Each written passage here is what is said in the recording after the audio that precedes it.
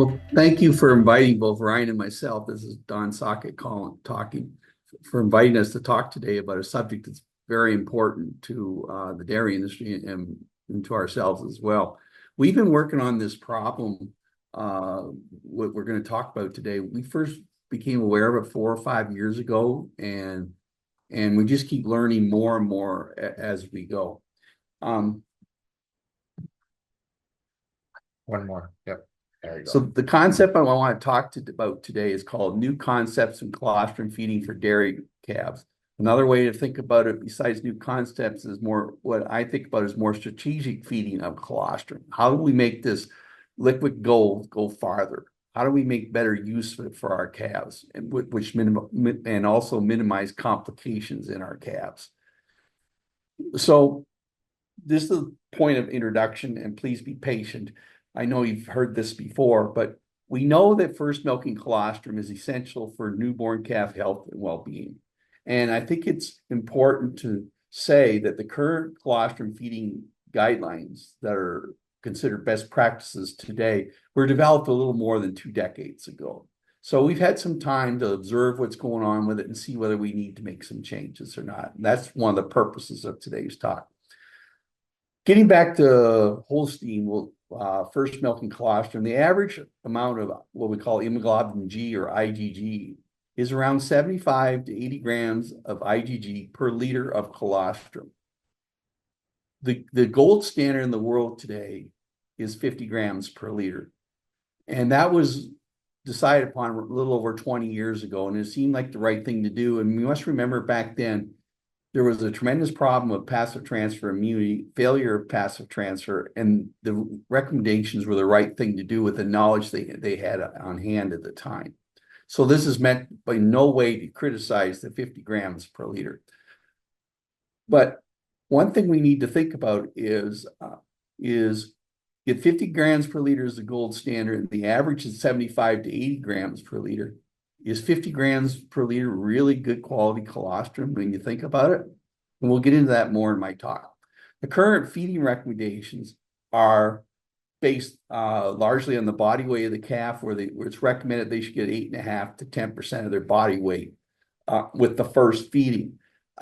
Typically for an 85 to 95 pound Holstein calf, that's a gallon of colostrum for the first feedings. It is roughly 10% of the body weight.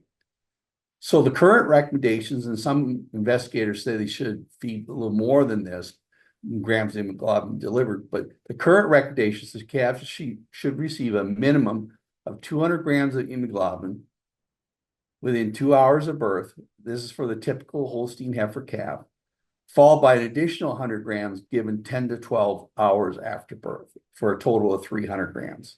So I want you to think about this very basic question. If you harvest your colostrum, put it in a bottle and nipple, and allow the newborn calf, when it's ready, to nurse or drink from the bottle, most Holstein heifer calves will drink 2 to 3 liters of colostrum and then stop nursing. Why do they stop nursing? I want you to think about that for a minute. Why do they stop nursing? Well, the obvious answer is they're full. Okay. So when you think about it, if it's natural for our babies, our calves, to nurse 2.5 to 3 liters of colostrum, is it okay to feed 4 quarts of colostrum when we know that the calf can comfortably consume 2 to 3 quarts? Just think about that. So feeding these large volumes of colostrum often requires the use of an esophageal tube feeder, and the instance of the complications I'm going to talk about is largely unknown because nobody's really looking at it. So, but we do know that some calves can get aspiration pneumonia from improper tubing. We've seen this here at the lab. They can get pharyngeal, which is the back of the throat, or esophageal trauma, sometimes puncture wounds. We have seen inflammation and in the forestomachs, the rumen and the omasum, plus the abomasum of which may be related to this large volume feeding. And the lesions that the pathologists see are virtually identical for the rumenitis as we see with subclinical ruminal acidosis. Another thing that people aren't talking much about is a typical average size Holstein calf. If you feed it 4 liters and then tube it 2 liters later, 8 to 10, 12 hours after birth, many calves will not nurse or drink a liquid meal for 18 to 36, sometimes 48 hours. Is that okay for a baby to go that long without eating? It's not normal. And if you really think about it, all the major breakthroughs and advancements in calf health and well-being is when we become as natural as possible as how we handle our calves. So it's not normal for a baby to go 1 or 2 days without drinking. And the reason they're not drinking is because colostrum curds form in the abomasum, and the abomasum is basically full. It doesn't empty for 12 to 18 hours. Just keep that in mind. Ryan and I have gone out, we've talked to calf producers, the ones we call them calf care providers. You have to talk to the people who feed the calves and care for the calves, because the people who supervise them in the herd veterinarians often are not aware of what we're about to talk about. About half the calves, when you tube them that 4 quarts, they will experience some discomfort and for 30, 60 minutes, and that's because of overdistension of the reticular rumen, which is largely undeveloped at birth. And it takes a while for that to empty out and spill over into the abomasum. So we are inducing pain. It's subtle in some calves, but in some of our calves, when we tube these 4 liters or 4 quarts of colostrum. And then the second complication is usually observed after the second feeding of colostrum for those calves that form a well-organized colostrum curd in their abomasum. So when you come back 10 to 12 hours after birth, or roughly 8 hours after the colostrum feeding, that colostrum curd that was originally there has not been fully digested. It's still sitting there.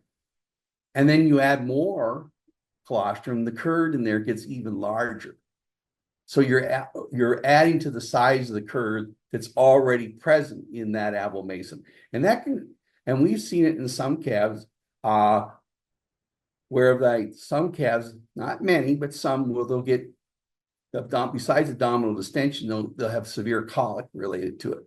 And these calves can experience a great deal of pain. And some of these calves, the calves are euthanized or they die because the abomasal curd is much larger than the capacity of the abomasum to hold it. And so we can get over distension of an organ that induces a great deal of pain. So this is just to show you here at birth to the left here, the abomasum here is double the size of the reticular rumen or the forestomachs at birth. And then this is a calf that's around 7, 8 weeks of age over here. So when you tube the colostrum, the esophageal groove does not close, which means the colostrum is not deposited directly in the abomasum. It goes directly into the reticular rumen. And then it's spilled after about 400, 500 mils fills up the reticular rumen. It spills over and goes into the abomasum. So if the calf is, when you let it nurse and it drinks 2.5 to 3 quarts, let's say, the esophageal groove closes, the colostrum goes directly into the abomasum. So this abomasum is full, let's say with 2.5, 3 quarts. If you tube 4 quarts, that 4 quarts is a large proportion of it's going to end up in that abomasum. Oops. Save all.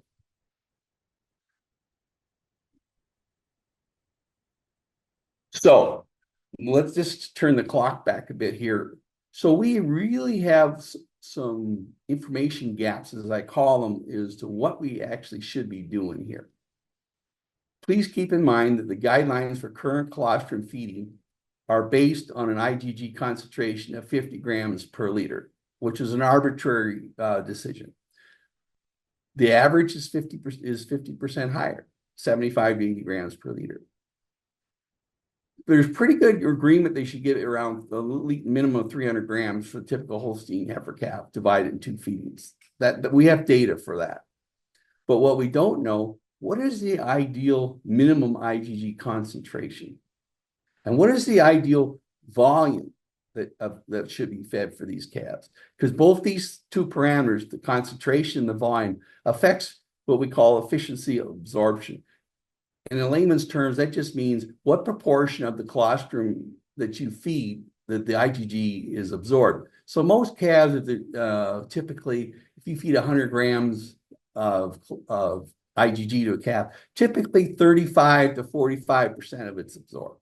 So efficiency absorption is a big deal because you want to maximize that as much as you can. So again, we don't know what the ideal colostrum, minimum colostrum IgG concentration should be. We don't know what the ideal percent of body weight it should be.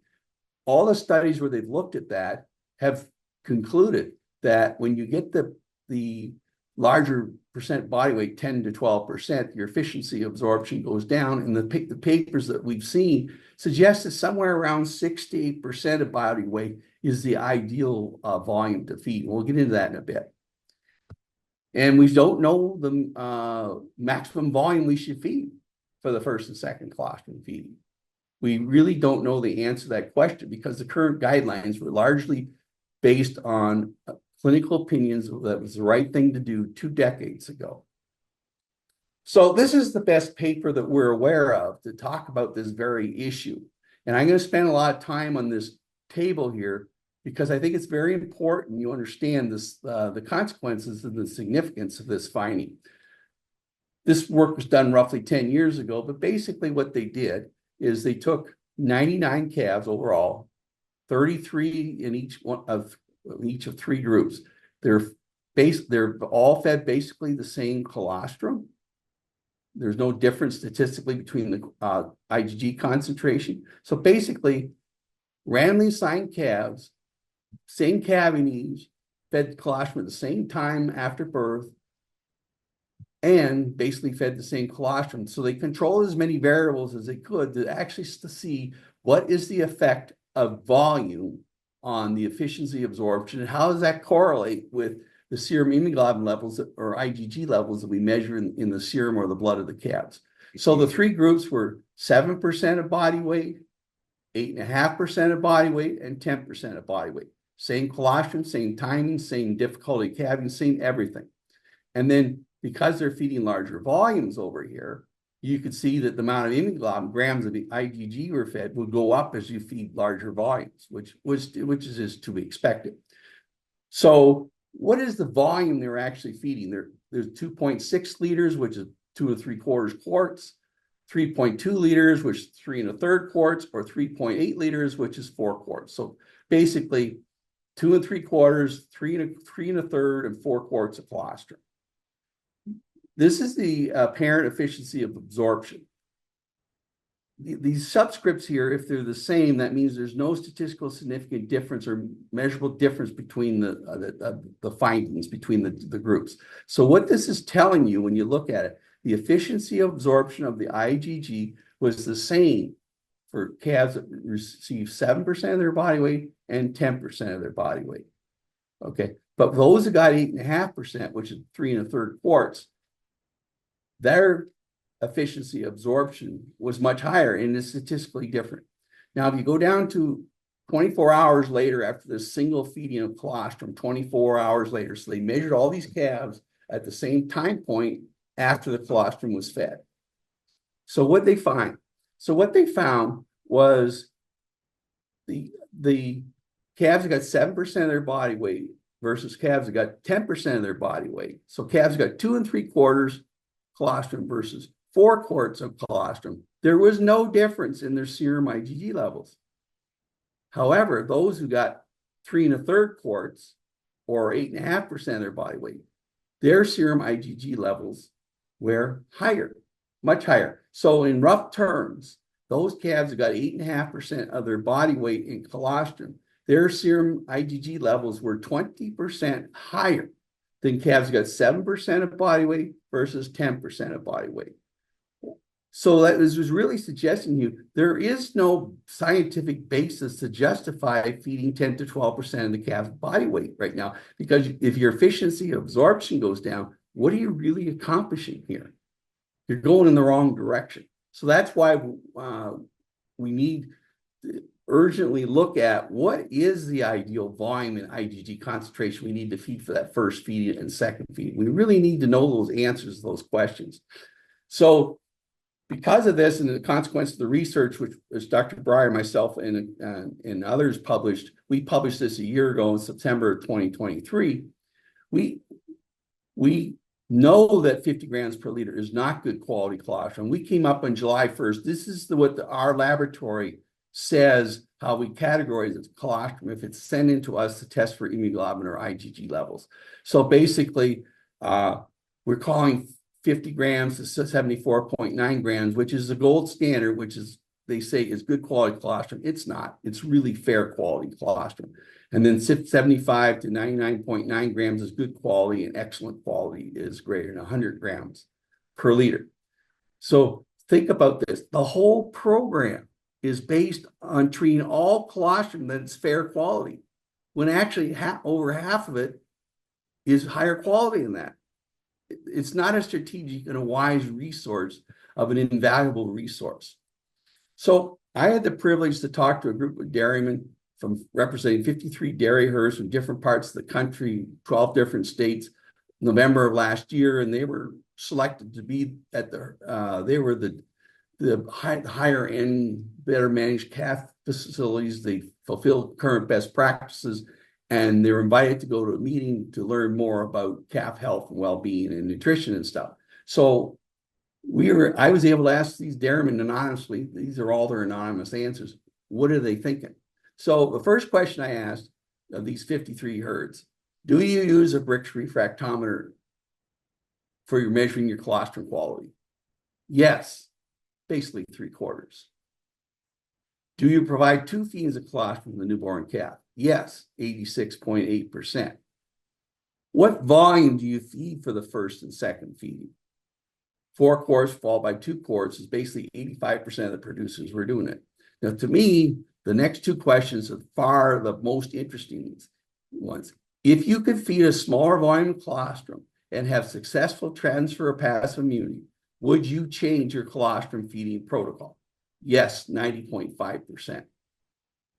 Because if you talk to these dairymen and these calf care providers, I've asked them a number of times, and Ryan has too, do you like feeding these volumes? And we typically, very predictably, get the same answer. No, I hate it.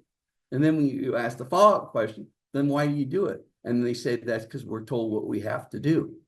So then the last question we asked was, if your answer was yes, what volume of colostrum would you like to feed to the typical Holstein heifer calf? And the first 2 responses here are virtually the same, either 3 quarts followed by 3 quarts or 2 quarts followed by 2 quarts. And then the third most common one was 3 quarts for the first feeding followed by 2 quarts. So there's a hunger and a recognition that we can do better. And that's why we are proposing the things that we're doing. And now I'm going to switch it over to Dr. Breyer. He's going to talk about, give me an example of some complications that we've seen and show you some physical evidence of what kind of things we're seeing. So I'm going to have Dr. Sockett, before I get started, give a little bit background about this calf, because he actually spoke with the submitting veterinarian on this case. So Don, do you want to kind of just set So basically, there's a 4-state dairy conference in June of every year, which involves in Dubuque, Iowa, and includes dairymen from Iowa, Minnesota, Wisconsin, and Illinois. And this is a calf manager for a dairy that milks around 1,500 cows. And a researcher was asked to present information on colostrum feeding, grams of IgG should be fed, that kind of stuff. And the researcher said that we should be feeding more IgG, go from 300 to maybe as high as 400 grams of immunoglobulin IgG for the first, combined with the first and second feeding. So when the calf manager was driving back to Madison, or in the Madison area from the Dubuque, he had time to think about things. And he said, well, I'm going to add another feeding. That way I can get the grams of IgG up. And so this is a Guernsey calf here that weighed something around 75 to 80 pounds, and uneventful calving, perfectly normal. And Within 2 hours after birth, it was 4 quarts of colostrum, Brick score 22% or higher. 6 hours later, it was two more quarts. And 6 hours after that, it was two more quarts. So this calf got 3 feedings of first milking colostrum within 20 hours after birth. So the calf died and came to our lab. Our veterinary anatomical pathologist opened the calf up, and this is the picture that you're seeing here.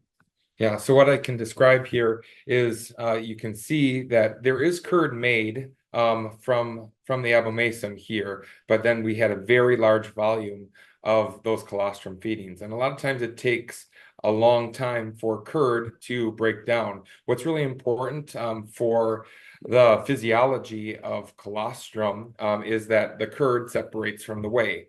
And we know whey is whey protein, and protein or immunoglobulin is a protein. So it's a good thing that we have some separation of the whey from the curd. But to understand that curd takes many hours, up to 12 hours, 8 to 12 hours, for it to be digested and allow for passage through the GI tract. So we have to keep that in mind, that that's still a space-occupying phenomenon that occurs here in these calves.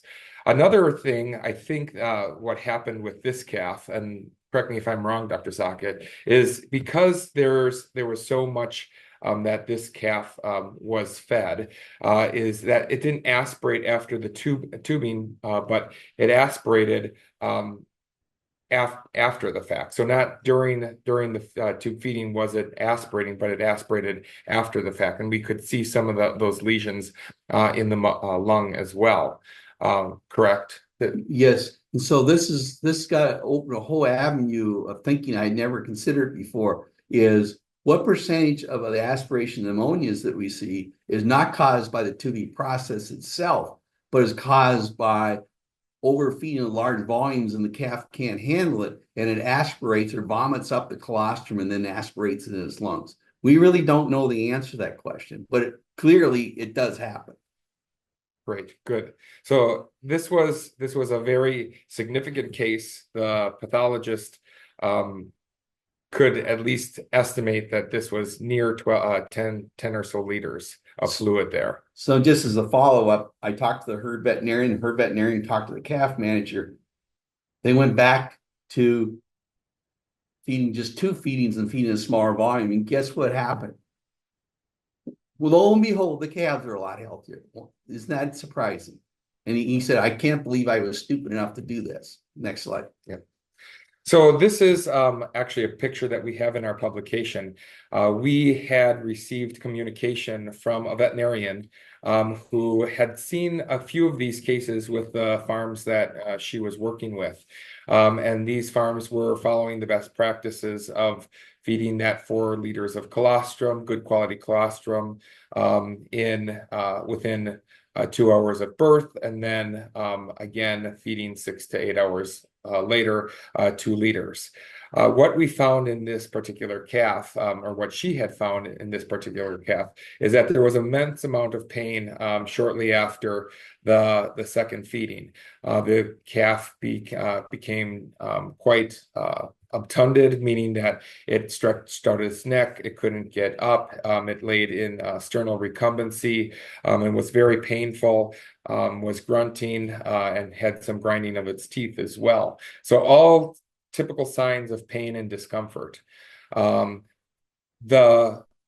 They had to euthanize this calf because they provided it with different treatments and therapies that would help alleviate pain, but it did not. So at around 36 hours after birth, I believe this calf was humanely euthanized and brought immediately to the veterinary diagnostic lab.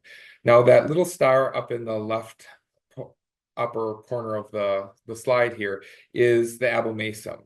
And then the curd that we measured was about 28 centimeters, which is about this large. Less than a foot. Yeah, a little less than a foot. And then I believe we measured it to be around 14 to 15.4 centimeters in height as well. So this is quite a large curd, but to keep in mind, this phenomenon of developing these large curds does not occur in every calf.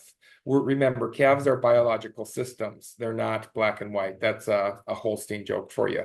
But we have to keep in mind that not every calf is going to process these meals the same.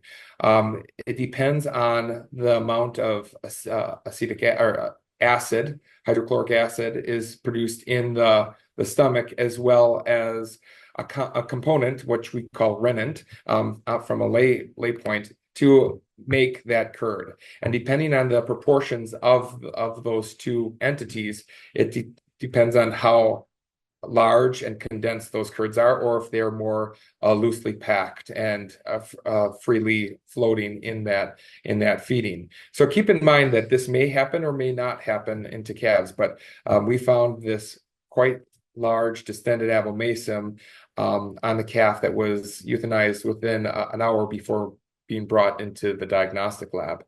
And we see a lot of calves and what we call bottle necropsy, so tissues that are sent into the diagnostic lab because the veterinarian performs a necropsy out on farm. And we see a lot of these different tissues for evaluations for diagnostics and investigation of infectious diseases. But we're seeing more and more of these complications with large volume feedings. And then we also kind of contemplate how is this affecting calf health and potentially adult health down the road. So that brings me to my next slide. Feel free to intervene too, Dr. Sockett, if you have anything, but go ahead. And the other thing that you need to understand is the veterinarian took a video of the calf, and I've had the privilege to privately show it to dairymen. And I said, "Have you ever seen this before?" And every dairy farm of any size have seen this syndrome in calves before, but they never knew what the cause was because they didn't open up the calf to see what was going on, or the veterinarian was presented with to open up. So they erroneously concluded it was either esophageal tube feeding trauma or aspiration pneumonia, and it's not. It's not. Yeah. So because I couldn't understand why it took us so long to figure this out, and it's because this brilliant veterinarian wanted to investigate because she wanted to know what the heck's going on with these calves, and so we can fix it. Yeah, so I failed to mention that we did all the diagnostic testing on many different tissues from this calf, and there was no infectious disease component that came back positive for this. So no Salmonella, E. coli, any of the bovine viral entities, or parasitic. Plus no calving trauma, no esophageal trauma, no pharyngeal trauma. The only thing the anatomical pathologist found that could explain the profound pain and suffering this calf faced was this large colostrum curd. All right.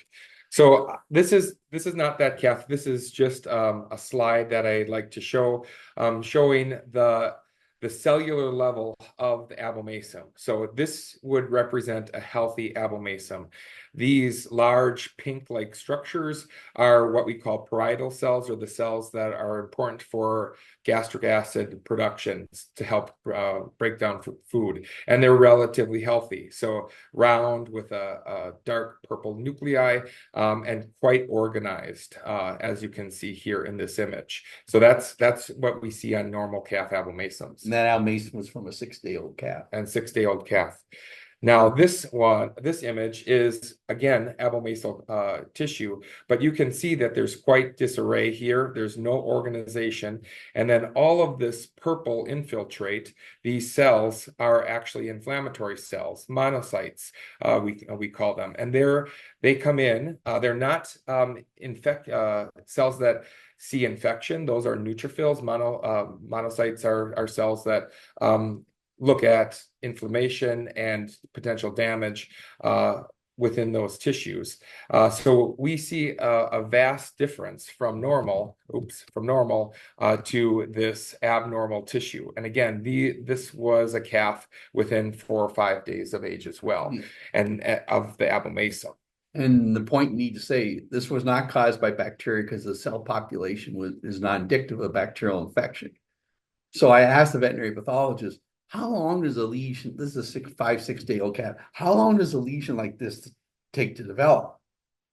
And they said, well, at least 3 or 4 days. I said, that's interesting. And I said, how will an abomasum with this kind of damage, how that'll affect abomasal function and emptying of the meals from the abomasum? Well, it's not going to be, we can't comment, but we know it's going to be hindered somewhat. How much, we don't know. Then I asked, how long does it take for that to heal? Well, 3, 4 weeks. And then what kind of healing will you get? Well, it'll be a mixture of normal tissue and scar tissue. Then you think, well, what's the long-term complications? What's for these calf with this kind of damage to its abomasum? And these are questions we want to investigate, but we don't know the answer to. So what we're alluding to, this may be, I'm not saying it absolutely is, but this may be caused by this large volume colostrum feeding that we talk about. And then it's not unusual for us to see abomasal dilation tympany in calves in this age window. And then we started thinking, well, if it causes motility disorders and it can't properly get the meal out of there, is the cause of the abomasal bloat tympany in some calves, not all of them, but some, caused by this large colostrum feeding, causing pressure, necrosis, and inflammation of the abomasum? We just don't know. So we feel it's important to show these different slides of normal and abnormal, and our pathologists here at the Wisconsin Veterinary Diagnostic Lab do see this relatively frequently on a weekly basis.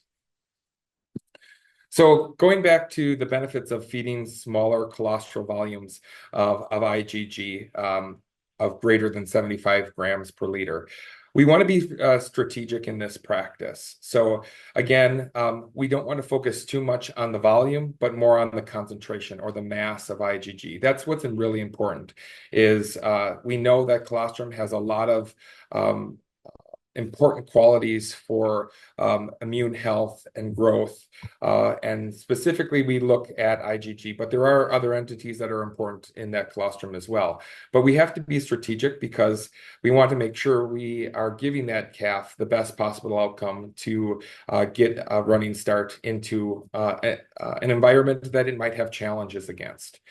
The colostrum concentration effect is really important. So again, if we have that separation from the curd, we want to make sure that it's not in a high enough volume that the rest of our downhill GI tract is also distended. Because if we don't have good contact with that colostrum feeding, that fluid or whey protein, whey component of the colostrum, we may be losing that efficiency of absorption that Dr. Sockett was talking about early on in the presentation. So again, we have to be careful when balancing that concentration versus volume effect.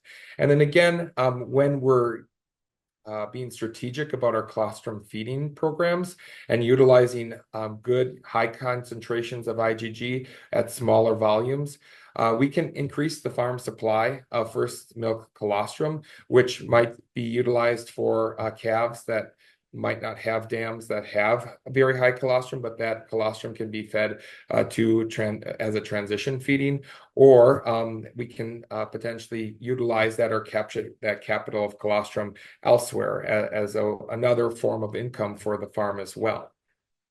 And just to say is the concentration effect. So the more concentrated the colostrum is in terms of IgG concentration, the higher the proportion of it that's absorbed.